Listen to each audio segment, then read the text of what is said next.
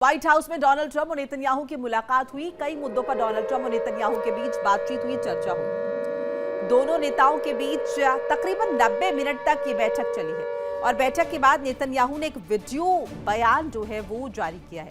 Trump के साथ मुलाकात अब तक की सबसे अच्छी बातचीत, ये कहा है उन्होंने। ये पूरी तरह सहयोग, आपसी समर्थन वाली बैठक थी। एक बार सुन लेते हैं क्या कुछ कहा गया उनके द्वारा इस वीडियो के जरिए। סיימתי עכשיו פגישה מצוינת עם הנשיא טראמפ. כשאני אומר מצוינת, זה לא מן השפה אל החוץ. שיחה עם שותפות מלאה, עם תמיכה הדדית, עם הבנה על היעד המשותף להבטיח שלאיראן לא יהיה נשק גרעיני, וגם יעדים אחרים. אחת השיחות הטובות ביותר שקיימתי עם נשיא ארצות הברית, ידידנו דונלד טראמפ. היה שם גם כל הצוות הבכיר שלו, הצוות הבכיר שלנו, וגם כאן הייתה הזדמנות להחליף רעיונות וגם לתאם תאומים שהם חשובים לביטחון ולעתיד של מדינת ישראל. אני מכאן הולך יחד עם רעייתי שרה לטקס ההשכבה של ידיד נפלא שלנו, לינזי גרהאם. אני בטוח שאני מייצג כאן את כל אזרחי ישראל. तो इजराइल की सुरक्षा के लिहाज से बहुत महत्वपूर्ण रही ये बैठक। पूरी टीम दोनों की जो है मौजूद रही बैठक के दौरान। बहुत पॉजिटिव ये बातचीत रही। बहरहाल मेरे साथ तमाम मेहमान बने हुए। डॉक्टर सिंह, बेंजामिन नेतन्याहू की बॉडी लैंग्वेज, उनके फेशियल एक्सप्रेशंस इतने ज़्यादा पॉजिटिव थे। अब ऐसी क्या बातचीत हुई होगी दोनों मुल्कों में? और साथ साथ जाहिर है उन्होंने ईरान का भी जिक्र किया कि ईरान के पास परमाणु शक्ति नहीं होनी चाहिए, लेकिन इतनी पॉजिटिविटी उनके चेहरे पर ये जो नज़र आ रही है इस बैठक के बाद, क्या मायने इसके निकाले? क्या ये खबर ईरान के लिए अच्छी नहीं होगी? देखिए, निश्चित रूप से मीटिंग में खुल के बात हुई होगी और जो वो कह रहे हैं कि परमाणु मुद्दा हो या ईरान के जो अन्य इशूज हैं, इसके अलावा भी तुर्की का इशू भी जरूर उन्होंने डिस्कस किया होगा। और खास करके लेबनान में जो हो रहा है और गजा में जो हो रहा है, वो उस पर ट्रंप ने बात जरूर की होगी, क्योंकि गजा की जो स्थिति अभी हो गई है उस पर इजराइल की काफी खिंचाई हो रही है इंटरनेशनल लेवल पे। और दूसरी तरफ लेबनान में अमेरिका ने कोशिश की है एक संघर्ष विराम की, लेकिन वहां भी बात बनती नहीं दिख रही है। ऐसे में दोनों के बीच, राष्ट्रपति ट्रंप और नेतन्याहू के बीच, मोनिका जी, जो डिफरेंसेस थे वो पाटने की कोशिश है। वो कह रहे हैं, खुद कह रहे हैं कि तालमेल बिठाने की कोशिश की हमने, बातचीत की। तो ये तालमेल तो निश्चित रूप से जो बिगड़ा है उसको ट्रैक पे लाने के लिए ये मीटिंग बहुत ही दोनों के लिहाज से इंपॉर्टेंट था। अब इसके आउटकम क्या होंगे? क्या वो ईरान पे फिर से ये लोग, चूंकि पिकेक्स माउंटेन की बार बार बात हो रही थी और खास करके इजराइल तो राष्ट्रपति ट्रंप को जरूर ये दिखाया होगा इन्होंने कि कैसे मुस्तफा खमनेई के इंटरवेंशन से अब फिर से ईरान एक तरफ मिसाइल प्रोग्राम को बढ़ा रहा है, दूसरी तरफ से परमाणु प्रोग्राम को जो पिकेक्स माउंटेन कॉम्प्लेक्स है उसमें बढ़ा रहा है। और कहीं ना कहीं अटैक उस पे, परमाणु के जो प्रोग्राम जहां से चल रहे हैं उस पे अटैक की और यूरेनियम को कब्जे करने की भी कहीं ना कहीं कवायद की बात चल रही है। ये इस पे बात हुई होगी। अमेरिका क्या अटैक करेगा, मुझे नहीं लगता इतना आसान होगा अमेरिका के लिए। एग्रेशन दिखाना, पोस्चरिंग करना अलग बात है, लेकिन धरातल पे उसको उतार के अमेरिका को अभी तक क्या मिला है वो ऑब्वियस है हमारे सामने। लेकिन निश्चित रूप से अमेरिका और इजराइल की जो एक कह लीजिए कि दोनों की दोस्ती है, इस मीटिंग से निश्चित रूप से डिफरेंसेस को पाटने में और उसको मजबूत करने में दोनों के सहयोग, आपसी सहयोग को एक ये इंपॉर्टेंट मीटिंग हुआ। ठीक है, इस बीच एक खबर जरा साझा कर ले दर्शकों के साथ। जॉर्डन पर ईरान के ताबड़तोड़ हमले लगातार जारी हैं। ईरान ने जॉर्डन पर कई मिसाइल्स दागी हैं। अमेरिकी ठिकानों को ईरान ने निशाना बनाया। जॉर्डन में एयर डिफेंस सिस्टम को एक्टिवेट किया गया है। ईरानी मिसाइल्स को रोकने की कोशिश कर रहे हैं। जॉर्डन द्वारा कहा गया है जॉर्डन ने ईरानी मिसाइल्स को इंटरसेप्ट किया है। देवनाथ जी, ईरान की तरफ से लगातार रिटालिएट किया जा रहा है, लगातार ये अटैक्स जो हैं चल रहे हैं।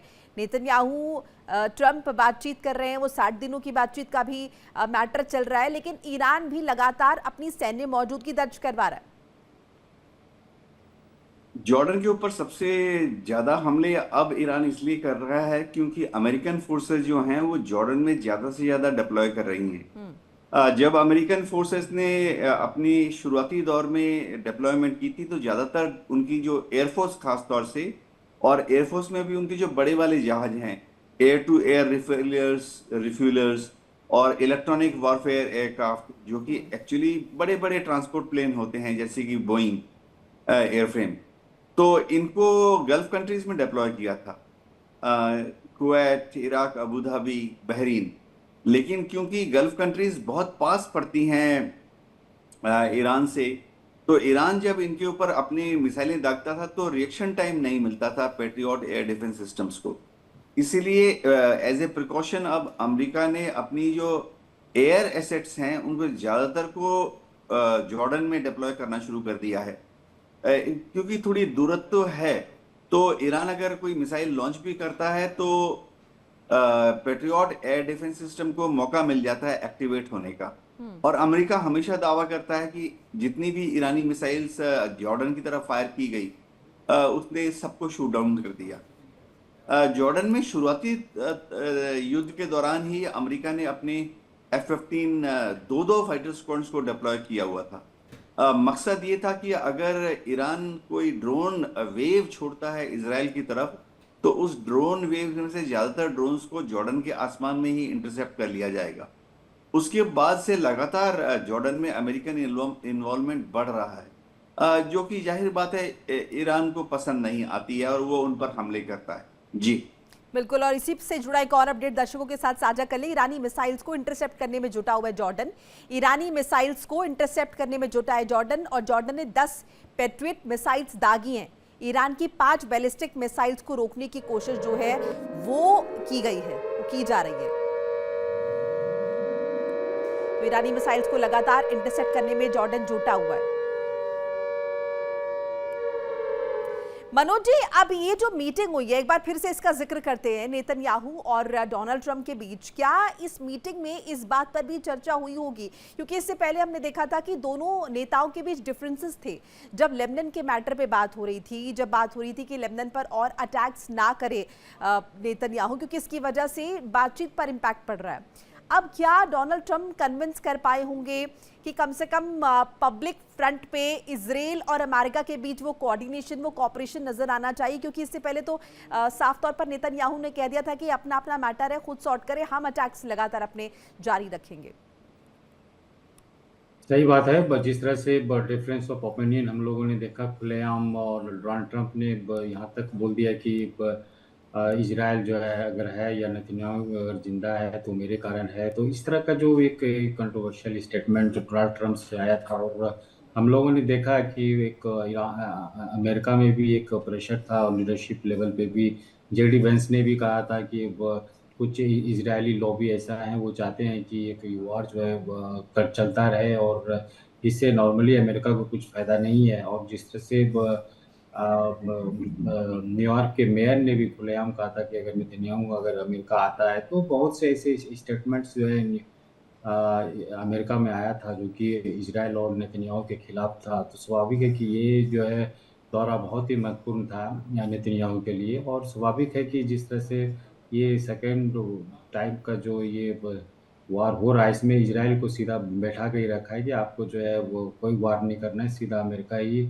ईरान के साथ जो भी वो बमबारी करेगा। तो हम लोगों ने देखा कि जिस तरह से ये भी जरूर चर्चा हुई होगी कि इजराइल का जो है आगे वाले समय में क्या रोल होने वाला है, क्योंकि ऑलरेडी इजराइल का ये मानना है कि किसी न किसी रूप में जो है ईरान को जो है ख़त्म किया जाए, वहाँ के मिसाइल जितने हैं उसको भी ख़त्म किया जाए, इस तरह से इकोनॉमिकली कमज़ोर किया जाए कि फिर वो खड़ा ना हो पाए। तो स्वाभाविक है कि हमको ऐसा लग रहा है कि आने वाले समय में इजराइल का क्या रोल होगा।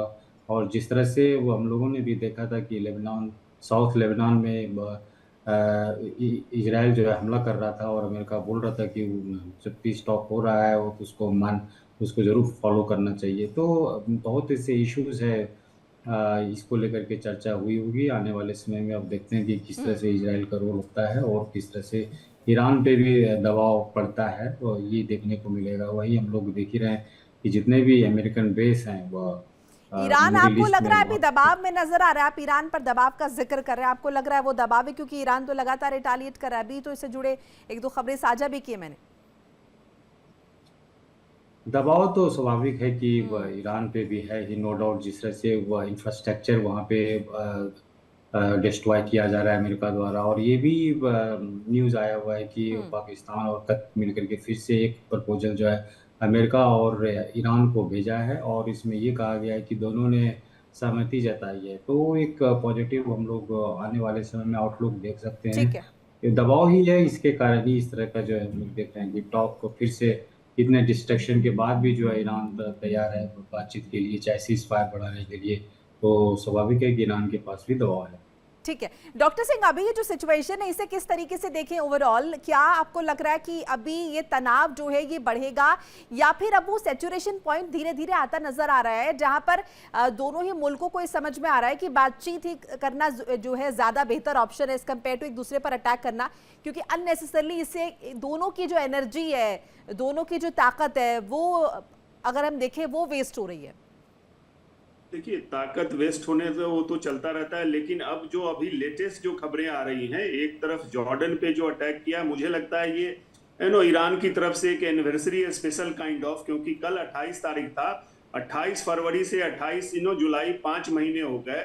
मुझे लगता है एक तो ये एनिवर्सरी की उन्होंने याद दिलाई, जो ईरान को चोट पहुंचाई गई है उनके सुप्रीम लीडर को मार के, और ये आपने अच्छा कनेक्ट किया, ये एनिवर्सरी वाला कि 28 तारीख थी, और निश्चित तौर पर ईरान इस बात को भूला नहीं है। जी बिल्कुल, तो ये एक तो एनिवर्सरी स्पेशल थी, और दूसरी देखिए ये ईरान को लग गया है कि अमेरिका जब भी इस तरह के पॉज लेता है तो वो तैयारी करने के लिए लेता है, अपने आप को रीइंफोर्स रीआर्म करने के लिए लेता है, तो उससे पहले ही हम क्यों ना अटैक कर दें। तो एक ये भी होगा कि प्रीएम्प्टिव स्ट्राइक होगी। दूसरी तरफ इसको खतरा तो लग ही रहा है कि भाई ये कभी भी इजराइल और अमेरिका की मीटिंग हो रही है, ये कुछ प्लान जरूर कर रहे हैं अटैक करने की, तो उसके पहले हम अपनी ताकत दिखाएं कि हम अलर्ट ही नहीं है, हम अभी सक्षम हैं।